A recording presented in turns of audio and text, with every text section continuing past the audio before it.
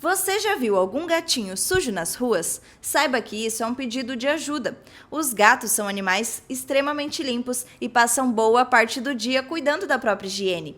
Quando estão doentes, com infecções, parasitas ou até mesmo desnutrição, eles perdem esse hábito e podem acabar ficando bem sujinhos.